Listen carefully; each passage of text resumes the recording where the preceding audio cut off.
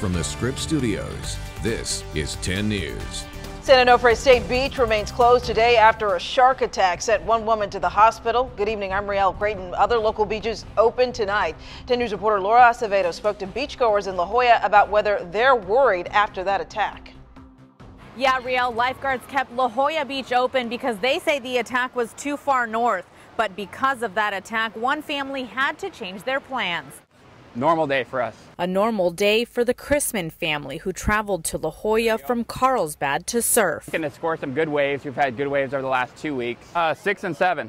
Tyler 6 and Braden 7 here. The boys went surfing with their dad, while mom stayed back to watch. But coming to La Jolla wasn't their first choice. And noticed that there was a shark warning on Surfline. They were planning on going to San Onofre State Beach until they saw the beach was closed after yesterday's shark attack. There was a shark attack in the area, and I need all surfers to come ashore. The attack happened off the shore of San Onofre Beach. A woman was airlifted after a shark bit into the back of her leg. The risk of getting attacked by a shark is very, very low. La Jolla is about 50 miles south of San Onofre. Because of that distance, lifeguards kept the beach in La Jolla open. Just be mindful of, the environment of the ocean.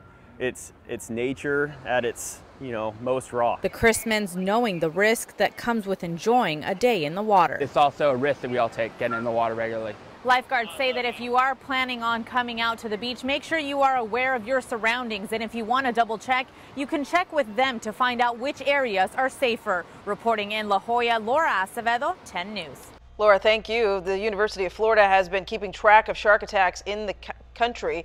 It found that there have been 120 shark attacks along California's coast since 1926. 17 were in San Diego County. 2 victims died. In 2008 in Solana Beach, a man was killed swimming with a group of triathletes. And in 1994 in Point Loma, a woman was killed while swimming. 10 News sent out this alert to our mobile app users about the beach closures this morning. We'll continue to send out updates about this story. You can get them by downloading the free 10 News app from your app store. Well, now to breaking news. Right now, fire crews battling a brush fire in Highgrove, California. That's in Riverside County, not far from UC Riverside. CAL FIRE says it's burning about 30 acres. At this point, there aren't any other details available about the fire, but people have been posting videos on social media of huge clouds of smoke. We'll keep working to get more details about this situation. Now to a crime alert in the East County. A shooter running free, another man in the hospital. 10 News reporter Hannah Mullins live in La Mesa, where a bar fight ended with gunfire. This whole area was taped off. It started with several fights right inside Joltin' Joe's and spilled out into this parking lot. Now, when the scene cleared and the sun came out, you could see the shattered glass. There was also a car riddled with bullets. It all unfolded around 1:30 in the morning. One fight turned into a bar brawl. The danger escalated quickly when the gunman whipped out a handgun and started firing. Now, he didn't just hit a car. A bullet tore through the bouncer's upper thigh. 911 calls started pouring in, but the shooter scattered. Right now, police are on the hunt for him. The people inside just told me the bouncer should be okay. We're live in La Mesa. Hannah Mullins, 10 News. Hannah, thank you. New details now. The Pentagon identifying the American soldier killed by a roadside bomb outside of Mosul. Officials say First Lieutenant Weston Lee died yesterday. Lee was with the 82nd Airborne Division. He was from Bluffton, Georgia, and joined the Army in 2015. This was his first deployment. An update to the breaking news that we've been tracking since last night. Deadly storms tearing a trail of destruction across the country. Tornadoes like this one touching down in Texas. ABC's Philip Mena in Arkansas tracking the devastation. There is a tornado crossing the road right in front of us. At least 4 people are dead and dozens more injured when 3 tornadoes slammed several towns east of Dallas late Saturday night, destroying homes, snapping trees, and flipping over cars. ABC's own Marcy Gonzalez spoke to some of the people hit hard by the devastation in Texas. By the time we got everybody inside and we got the doors closed, we could hear the roar. God, there was stuff in the air. Authorities in Canton, near where one of the twisters landed, touring the mayhem. The damage was extensive in the affected areas. I've just driven through some of it, and it is heartbreaking.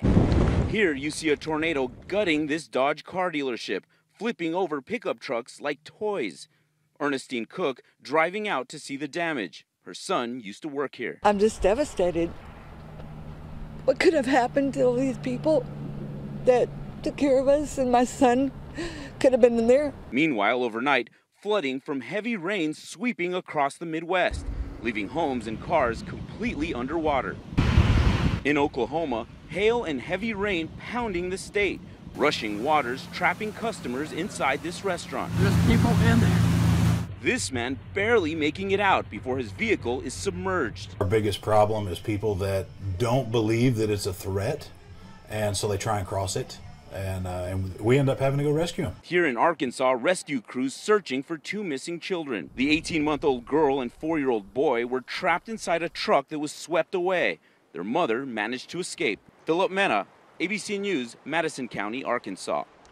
That storm system now heading toward New York and Pennsylvania.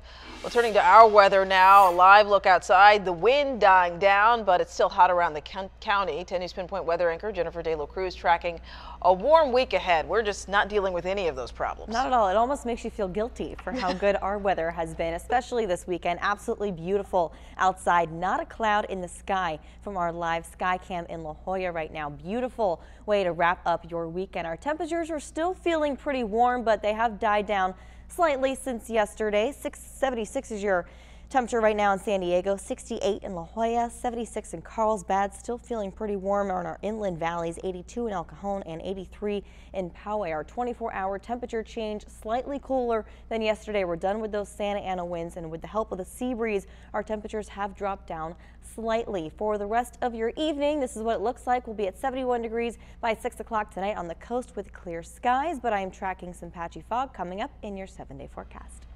Well, President Trump's 100th day behind him. Now he's focusing on North Korea and healthcare. The president tweeting yesterday saying North Korea disrespected China by launching a missile. Trump inviting Filipino President Rodrigo Duterte to the White House. He's an authoritarian leader accused of numerous human rights abuses, including the killing of drug suspects without trial. Trump's chief of staff defending the invitation. We need cooperation at some level with as many partners in the area as we can get to make sure that we have our ducks in a row.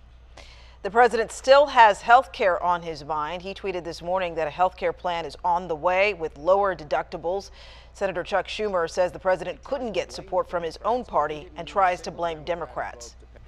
Well, there are new developments. The manhunt for 2 suspects accused of randomly shooting people in Los Angeles is over. Police arresting a man and a woman in connection with the shootings that left 1 person dead, 3 others injured yesterday. Police say the shooter stole a woman's SUV at gunpoint, then drove through a neighborhood, opening fire. Investigators later found the SUV abandoned. Another shooting led them to a hotel where they arrested 2 people. The suspects have not been charged. Well, SpaceX is delaying its launch of a secretive satellite for the U.S. intelligence community because of a sensor issue. The liftoff is now slated for Monday at 7 a.m. Eastern Time from the Kennedy Space Center in Cape Canaveral, Florida. The satellite belongs to the National Reconnaissance Office, a government agency that says it surveys potential threats to the U.S. by tracking terrorists and monitoring the development of nuclear weapons in other countries. Tomorrow, First Lady Michelle Obama's National School Lunch Program could be getting an overhaul. The Trump administration's Secretary of Agriculture expected to announce new regulations that will roll back the program. It was set in place to establish new healthy eating standards, but some students have complained, saying they don't like the healthy options. Some even taking to social media to share pictures of their lunches. The department says it wants to give schools more flexibility with costs and maybe the option to completely opt out. Well, artists and art lovers winding down after the 33rd annual Mission Federal Art Walk in Little Italy. Art fans spent the day browsing and buying original paintings, sculptures, glasswork, photography, and so much more. The event featured work from more than 350 artists. So I'm going to be moving into college this upcoming September, so I'm looking forward to putting this in my dorm on my wall and just have that image of my beautiful city of San Diego. Nice piece. The event attracts more than 100,000 people each year. Art Walk is San Diego's largest art festival. And the Rock and Roll Hall of Fame has 7 new members tonight.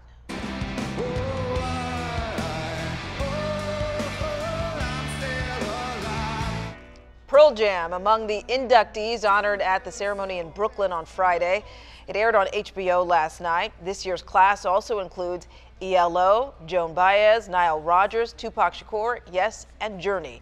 One of the night's most memorable moments, Journey reuniting with long-estranged frontman Steve Perry, who hugged and thanked his former bandmates and their fans.